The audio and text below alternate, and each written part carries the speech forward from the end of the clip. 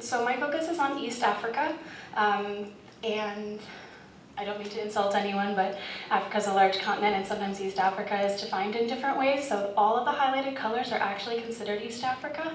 So Mozambique all the way to Egypt, but typically when we say East Africa, we mean Kenya and Tanzania, Uganda and Rwanda.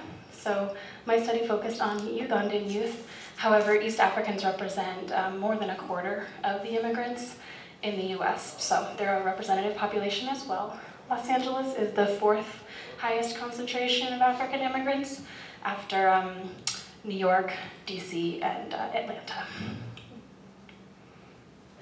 So the specific aims of my study, given that it was a relatively unexamined population, were to just look at the youth perceptions, beliefs, and attitudes towards health and self-development.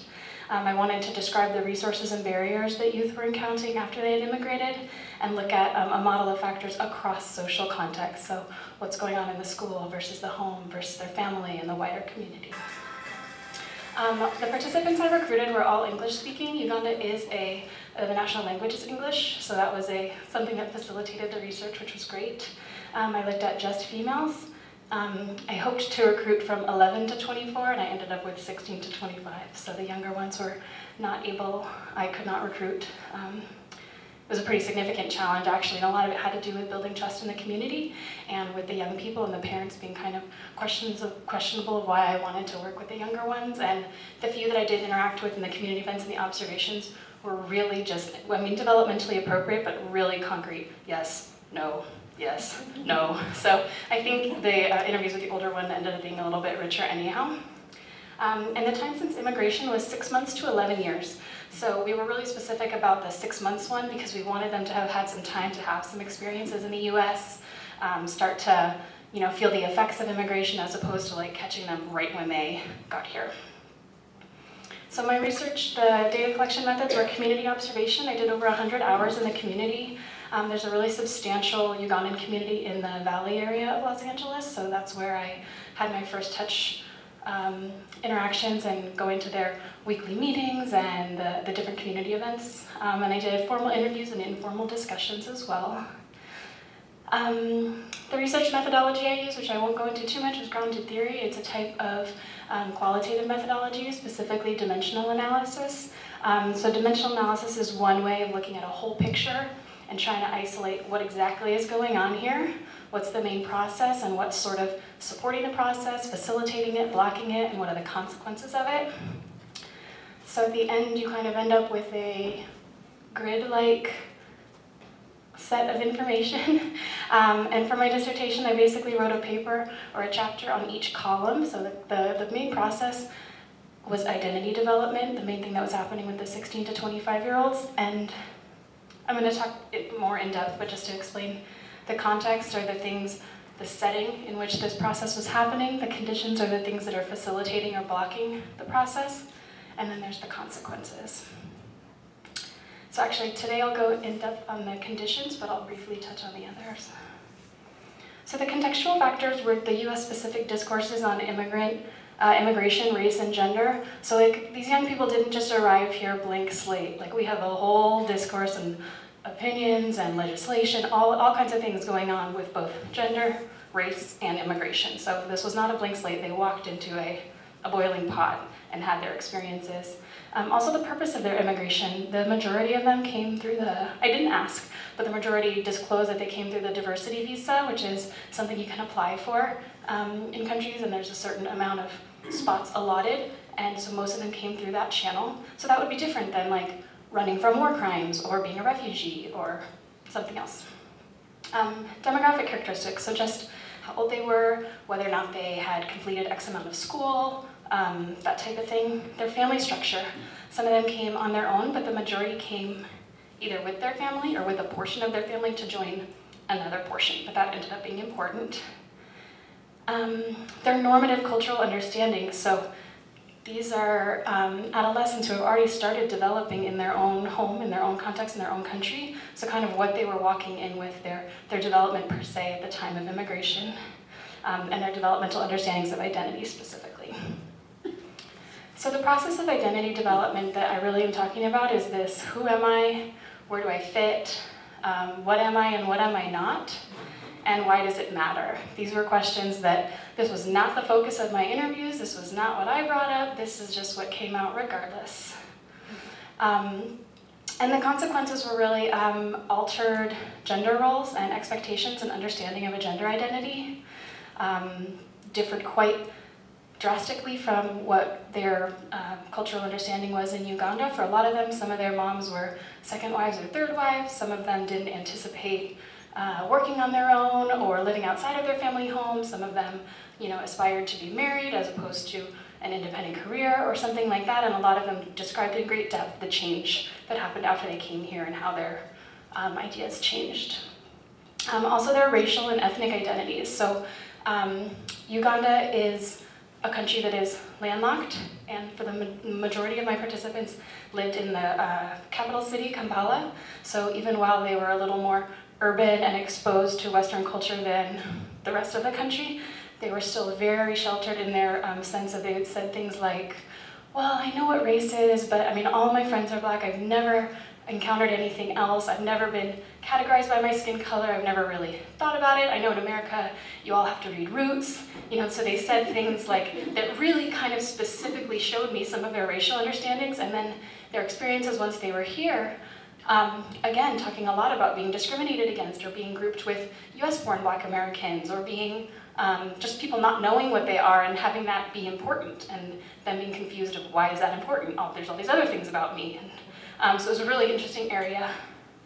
Also their bicultural integrated identities. So they talked also a lot, one of the consequences of their identity development was talking about how they balanced their Ugandan and their new American self. So they primarily described like a balance.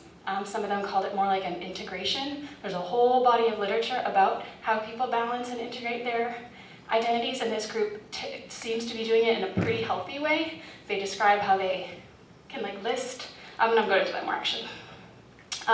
So my 3 papers, one I did a lit review, one I talked about these conditions that are coming up, and one I did a whole paper on the racial and ethnic identities.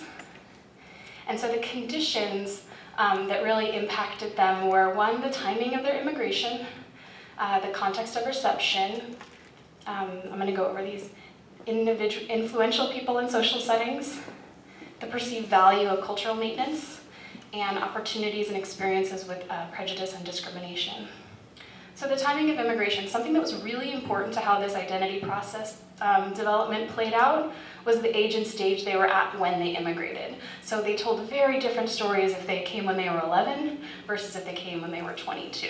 That's kind of like an obvious, yeah, but it really was quite important, and they had a lot of thoughts about the other kids. Oh, people that were younger, it was like this. They're gonna lose themselves. Oh, people that are older, they're isolated. They only like Ugandans. They never even gave America a chance. So there was a lot of his and her, they and them.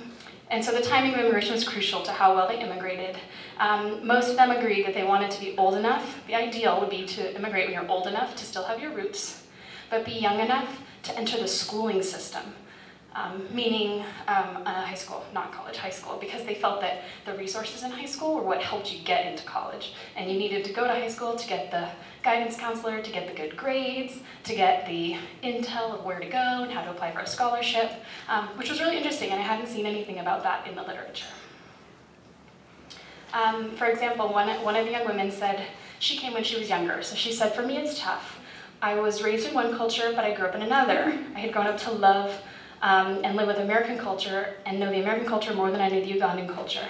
Within the Ugandan community, it's hard because I'm seen as an outsider. I'm seen as an American rather than a Ugandan. So they described in depth about, even within their own community, kind of how polarizing it was of when you arrived. The context of reception refers to the group or the place that someone comes into. So for example, there were a lot of preconceived notions about what it meant to be African in America. For a lot of them, they felt like it was a great thing. Like, oh, people think that Africans are like the best kind of immigrants. They work hard, they're educated, they come as a family, they're really a great bunch. So they thought that was really important and excellent. Los Angeles was specifically a good context of reception for them, good and bad, because it had an established Ugandan community, which is really important for immigrant groups, whether or not there's an established group or not. And then just distinct aspects of the US as a host country. So that kind of refers more to that immigration discourse that we had talked about. influential people in social settings that impacted their identity development were the Ugandan community and the elders and parents, all of which who had a lot of opinions about how they should raise and develop themselves and also weren't very shy about them. The school setting, their own expectations for what they wanted to become, and then also the media.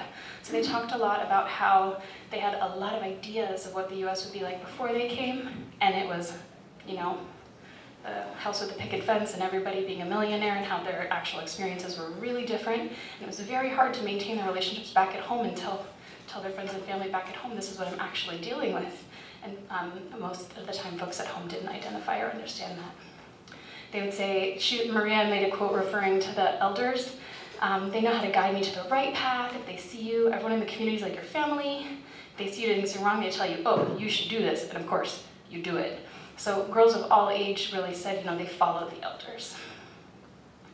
Cultural maintenance versus adoption of new traits. This just refers more to them talking about this, how much do they want to maintain their roots versus how much do they want to absorb of the American culture. They'd say, I have Ugandan things I like to keep, some which I don't. I pick up behaviors from here too. So a lot of them gave me these lovely lists. These are the Ugandan traits that are really valuable. These are the really good ones. These are the American traits that I really love. I thought it was interesting because that talks about being independent, being assertive, being conscious about health. They all mentioned health, even though I didn't directly ask about it. I think they thought because I was a nurse, they should tell me about their exercise habits. And they're like, oh, I eat so badly now that I'm here, nothing is fresh. But also about their Ugandan traits, saying we have a better respect for our family and for God, and we're more conservative and more respectful, and these are all really important attributes of my Ugandan culture that I want to keep, that I want to pass along, and that I think are important. Experiences of prejudice. It was just important when they talked about their identity development, their various experiences with race, with class, and with gender. One woman kind of combined all of them, and she said, being uneducated and also an immigrant, also someone of color, are three things that aren't really going in your favor in the US. So you want to at least be on the same level in a sense, and I think the one thing that you can help, you're never going to be on the same playing field as, say, a white person, but at the same time you can try. So the closer you are, the better. And I feel like you can do that with an education. So she was really talking about, I can't change my gender, I can't change my class status, I can't change my immigration status, but I can really be a good student. So for her, this was propelling her through college. And she really sought out, she was attending UCI, UC Irvine, really great school, really working hard, had made education become her identity. And so the implications are that these young people are doing this cultural balance, all the while they're doing decision making. So they're really deciding, who am I gonna be? What am I gonna choose? How am I gonna do this? They're going through a very specific racialization process and experiences, and if anyone wants to hear more about that, I do have my other paper that details that in great detail. And then also the mental health implications. So, a lot of focus is put on immigrants and on immigrant youth specifically and their mental health, but a lot of it is focus on risk and what are the risk factors going on with this group, and a lot of it is about promoting positive mental health with this group. They have a great community that they come from, they have a great community they're coming into, so a lot of it is about resilience and about helping them maintain and continue to develop their ethnic identity in this new place. And so that was one of the implications I discussed greatly, was about promoting some of these positive things that are already in the community and trying to not just look at the risks. The next steps, which is what my original dissertation I thought it was going to be about, was about how all of these perceptions and beliefs actually impact their health behaviors. And so that would be the next steps for me. And as she said, I'm starting my dissertation in July, and so I'm not specifically only working with Ugandan immigrants, but African immigrant youth in the school systems. So that's what's next for me. Thank you. I didn't know if anyone had any questions, and this is just to acknowledge my great team, my dissertation team, and really the whole team it takes to get a dissertation done. But that's all. Thank you.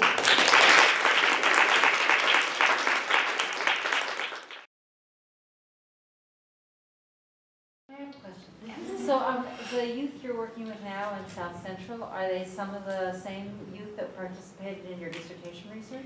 You know, it's actually not, because primarily they're in the Valley.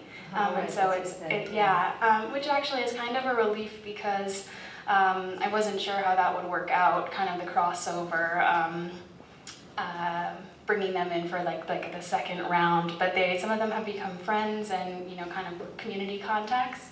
And so I continue to bounce ideas off of them. One of them helped me with my proposal for this next program, you know, new questions to ask, that type of thing. So your postdoc will be at UCLA? Yes, it's at UCLA. It's the National Clinical Scholars Program, so it's MDs and nurses working together doing clinical research, and I'm based at Kaiser, so part of it is working research in the hospital setting, and then part of it is, you know, learning to play in the sandbox together, MDs and nurses, and then pursuing your own research interests. Yeah. Yes? I was wondering if you could just talk about what impacts you found that might have been different because of being in LA as opposed to somewhere else in the US. So for example, I was thinking that the kids reporting that they had exercised or like were running and that sort of thing might be because they're living in LA. Like for example, when I first moved to Southern California several years ago from Michigan, I just could not believe how fit everyone was and how everyone was always exercising. So that sort of thing, I'm thinking might be a part of where you're studying. Yeah, absolutely. I mean, I think the first thing that people mostly talked about was their shock that they went in a car everywhere, because Los Angeles doesn't have much public transportation, especially not in the Valley. So a lot of them actually, the first thing they would say is like, oh, I'm usually 10 pounds lighter, but right now I just, you know, it's my winter coat or something like this, talking about they're like trying to find that like natural way to get as much walking back into their life. They did talk about, they didn't talk about it as like everyone's so fit. They talked about it like there's so much pressure here to look good. And more importantly, looking good means something different here. Like in Uganda, looking good means like having some meat on your bones, because it means that you're rich enough to be able to afford food. And then here it's like making sure your bones are showing, that's what looks good. So for them trying to decide like what actually looks good, they were more concerned with like the fact that most people don't eat fresh food, they don't know where to get fresh food, they don't know how to cook with the ingredients that are available to them, that type of thing. And so we talked with community leaders about, you know, maybe a little more exposure to things like farmers markets or, you know, group activities that would expose them to some of the fresher ways of life that I like to think exist, even if they're hidden between the McDonald's. But they were pretty focused on how it was too easy to get bad food. Yeah. Okay, thank you. Thank you.